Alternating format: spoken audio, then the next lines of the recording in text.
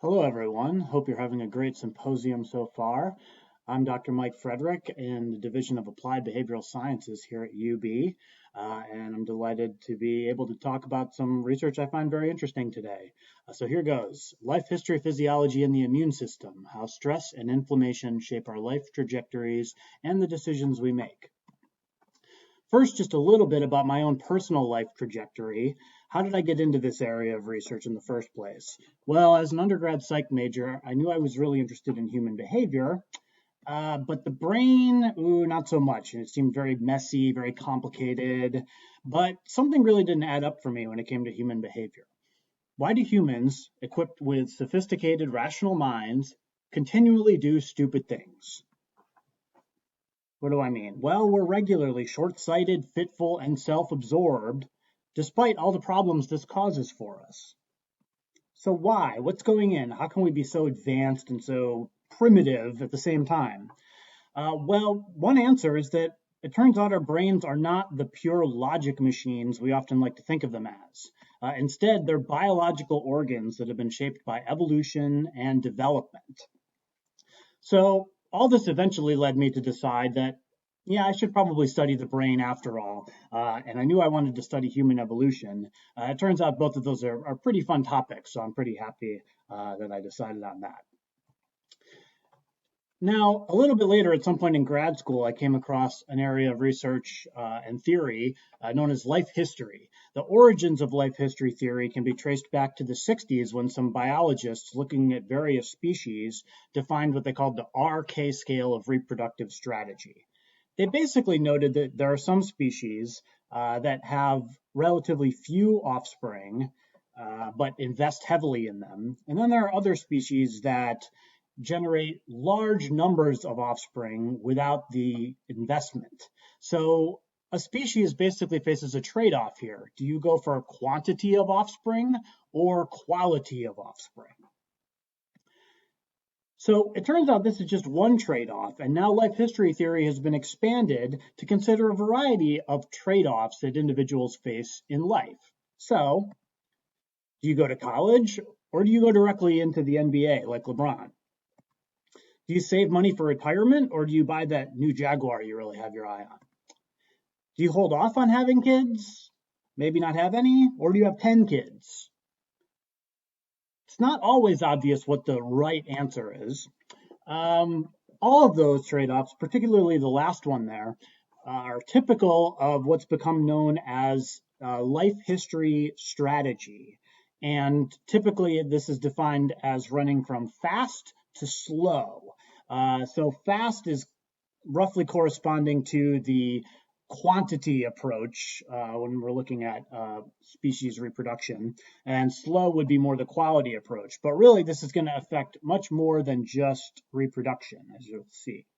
So the ideal strategy here often depends on environmental conditions. And so now we're looking not just species to species, but even from individual to individual. One person might develop very quickly, have a lot of offspring. Another might hold out until they find, that perfect life partner. And sometimes the environment can affect this. So it's typically said that a harsh environment should push individuals towards a faster strategy, prioritizing the short term, trying to make the most of life in the short term sense, and hopefully have a lot of offspring potentially. On the other hand, a more nurturing environment will tend to nudge individuals towards a slower strategy where you plan more carefully for long-term goals. So, can behavior be neurochemically programmed by the environment? If so, maybe this could explain some of the behaviors psychologists typically view as irrational, like impulsivity, aggression, and risk-taking. Think about impulsivity for a moment. This is a preference for immediate rewards rather than holding out for a larger, more distant reward in the future.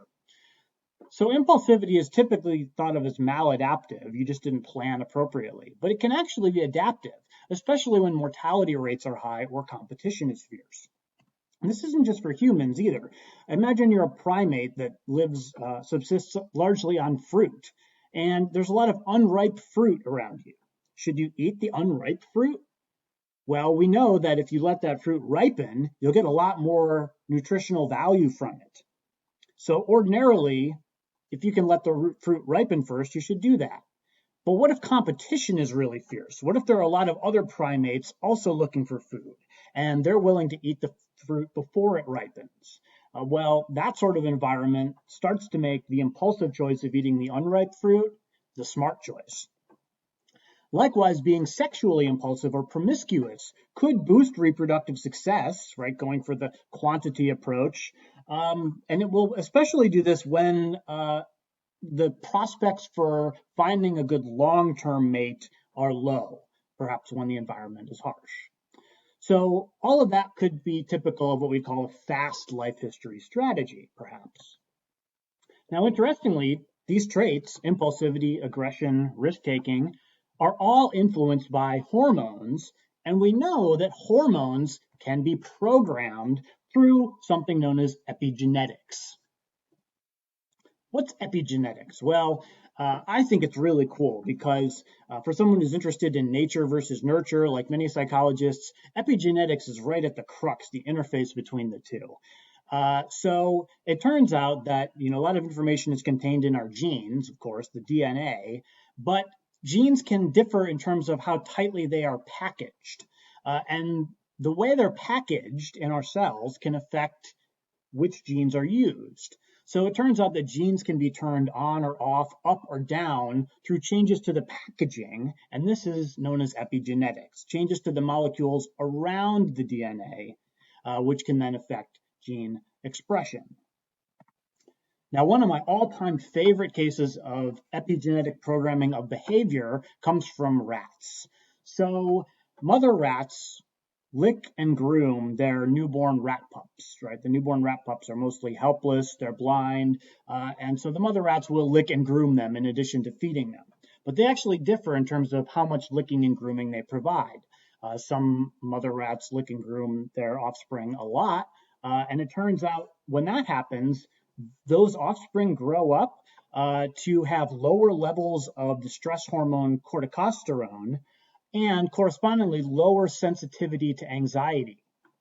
On the other hand, rat pups that are not licked and groomed a lot, this leads to epigenetic changes to the receptors for those stress hormones, and that leads the offspring to be more stress sensitive and more anxious as adults. So this actually fits with life history theory if you think about the types of environments that might influence licking and grooming. If a mother rat is unable to be around licking and grooming her pups very much, perhaps she is defending the nest or looking for food. Perhaps the environment is harsh. A harsh environment then leads to less licking and grooming, which produces offspring that are more vigilant. That is, they're more reactive, they're more prone to notice threats in the environment. On the other hand, a nurturing environment leads a mother rat to be able to lick and groom her pups a lot. This leads to rat offspring that are more relaxed and less stress sensitive. So that's rats, but what about humans? Well, theoretically, at least, we could say that there's a range of life history strategies running from slow to fast in humans.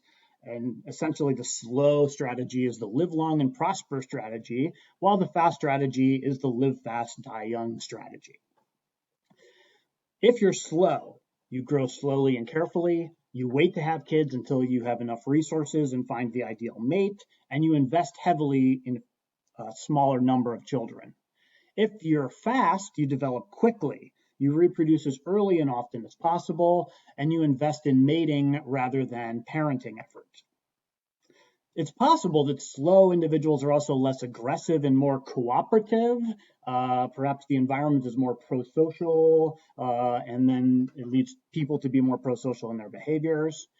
Perhaps less promiscuous as well.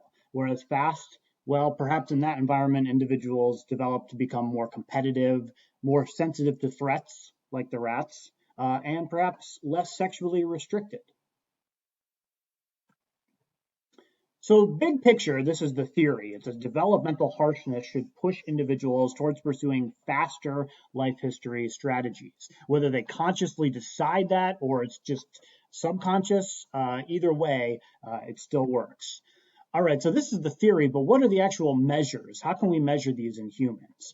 So for faster strategy, we can look at things like levels of sensation seeking, levels of sociosexuality, which is essentially promiscuity, and just impulsivity in general. For developmental harshness, well, it's trickier. How do you figure out how harsh someone's development was? We can look at certain cohorts of individuals exposed to high levels of stress, and that's useful, but we don't have control over that. We can look at self-reported levels of childhood stress and socioeconomic status. That's one way to get at it, but it's not objective, and it's hard to know how accurate those are. Birth weight is something that's sometimes used to look at developmental harshness, lower birth rates, meaning harsher environments, but that's one measure at one time.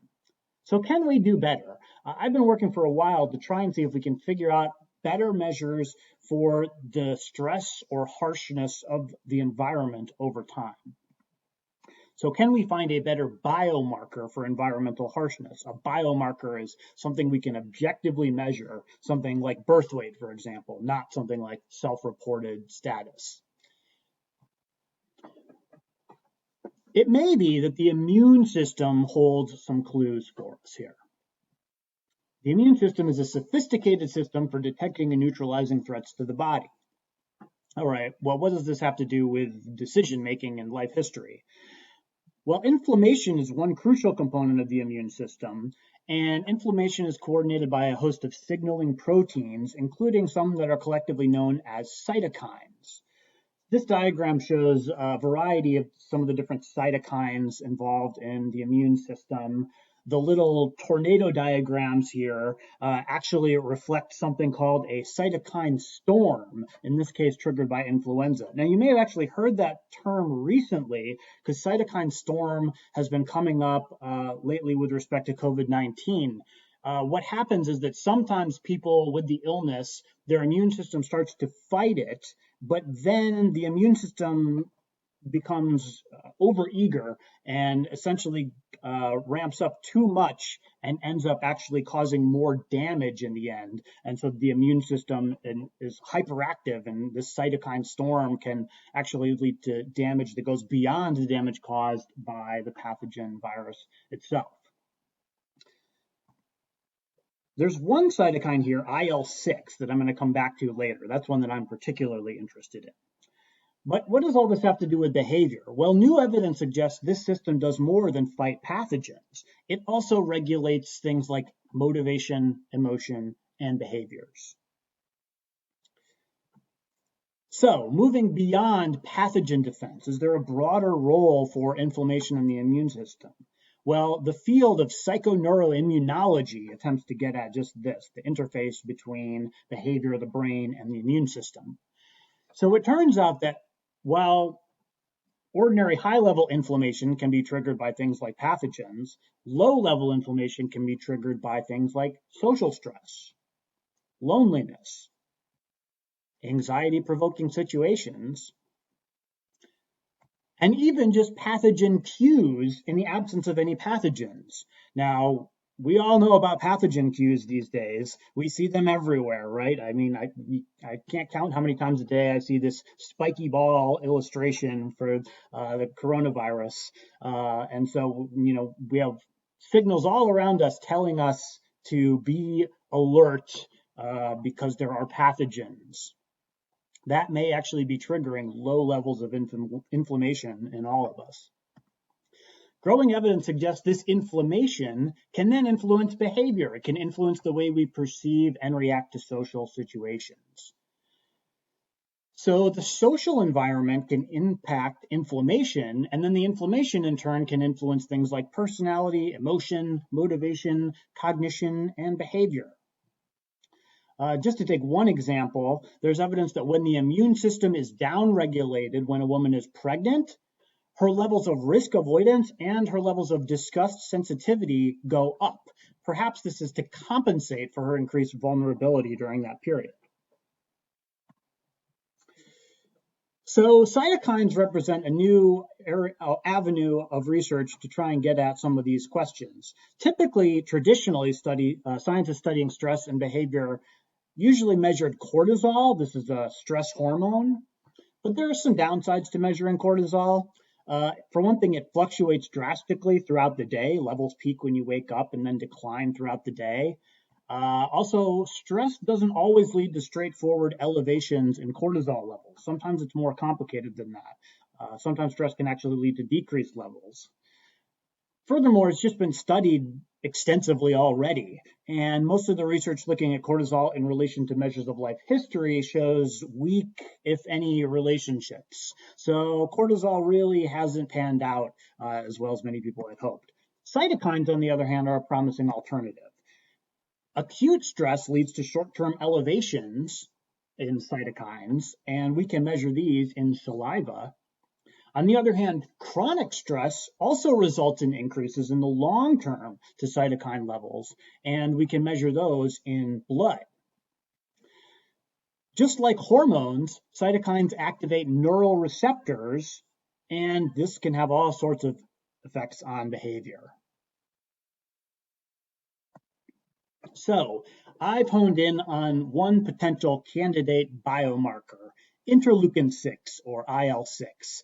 So it's a cytokine, it's triggered by stress, and levels fluctuate, but they also accumulate over time. So chronic stress and acute stress both elevate IL-6 levels. Beginning in 2018, I started testing for IL-6 in blood samples with the help of Dr. Ingrid Tulloch at Morgan State University. We used capillary blood samples taken using a finger prick to assess IL-6 levels to try and see if this might relate to certain measures of life history strategy. However, we ran into some setbacks. First, there was a freezer malfunction that led to the loss of 58 blood samples. And then we had some calibration issues with new assay equipment. Once we had all that sorted out, and we did finally get enough samples to run the tests, we eventually just had to kind of acknowledge that we probably weren't collecting enough blood to do these assays. The assays have gotten better in recent years, and so we were hopeful that our sort of small capillary blood samples would be enough. But by the time they were diluted in order to run the tests, unfortunately, we just didn't really get great usable data. So it turns out we probably would have been needing to collect more blood than just our little finger prick capillary samples. Meanwhile, while we were conducting this study, some encouraging new evidence came out. So a paper came out in Scientific Reports. Inflammation predicts decision-making characterized by impulsivity, present focus, and an inability to delay gratification. So they looked at a few different measures, but the most interesting ones for me were measures that we were also looking at. Plasma IL-6 levels. Now, critically, they took venous blood samples. They had larger blood samples to work with. But when they did that, IL-6 was strongly connected to the behavioral measures, particularly one measure of impulsivity, the Barrett Impulsiveness Scale, which was one that we actually used in our research as well. So once I got over the initial feeling of, oh man, they beat us, right? I thought, well, this is actually great because it worked. Like IL-6 actually did do what I was hoping it would do.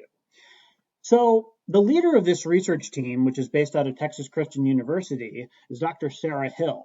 I was fortunate to get to meet Sarah Hill at a conference last summer and sort of started an ongoing conversation with her about this research. And just in the time remaining, I'll quickly tell you about where we're going from here. Our next plan of attack, it's now a three-way collaboration between UB, Morgan, and TCU. We're going to measure IL-6, but instead of measuring it in blood, we're going to use salivary samples. So we're going to collect spit samples from our participants, and then they will all be packed in dry ice and mailed to Texas Christian University and analyzed on Dr. Hill's state-of-the-art equipment. Why saliva? Well, salivary levels fluctuate more than plasma levels. So that, it introduces some noise, but there are some key advantages. It's obviously easier to collect and handle, at least under non-pandemic conditions, it would be. It reflects acute levels of stress as well as chronic stress. So, when the blood samples, we were mainly trying to reflect chronic stress.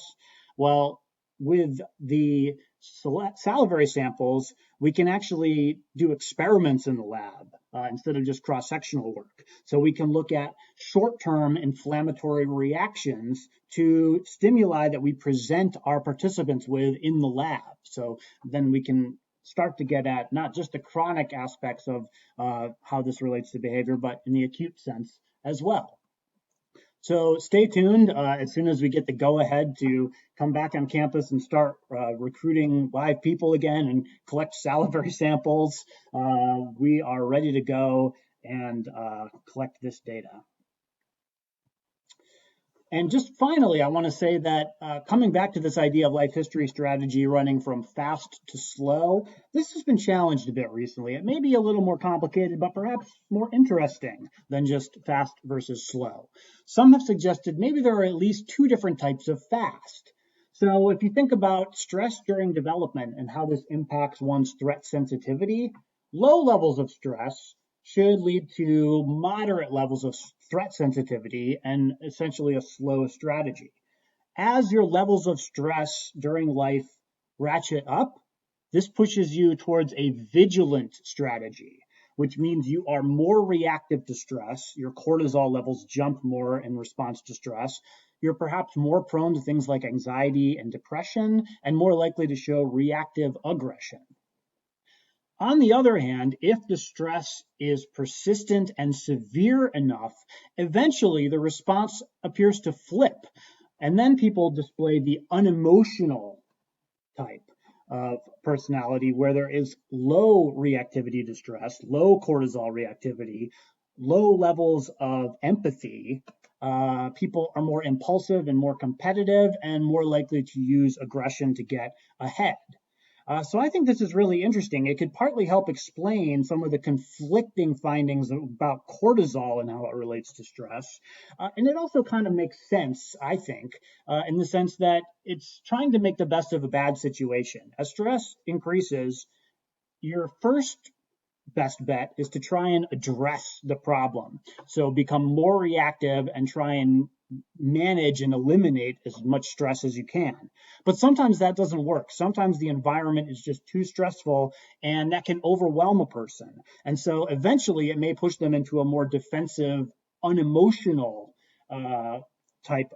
And that could lead people to maybe be more protected from some of the harsh stresses in the environment, even as it may lead to less prosociality and less cooperation. So hopefully by measuring both salivary cortisol levels and IL-6 levels, both at baseline and in response to various stressors, our study may help to resolve this ongoing question. I would just love to acknowledge my collaborators, Dr. Tulloch and Dr. Hill. Big thanks to all of my UB research assistants. So that's Tom, Stefan, Edgar, Nicole, Regina, Sarah, and Estelle. And big thanks to Inspired Discoveries for inviting me and to all of you for your attention. So thanks, and I'll be happy to stick around in the chat and take some questions.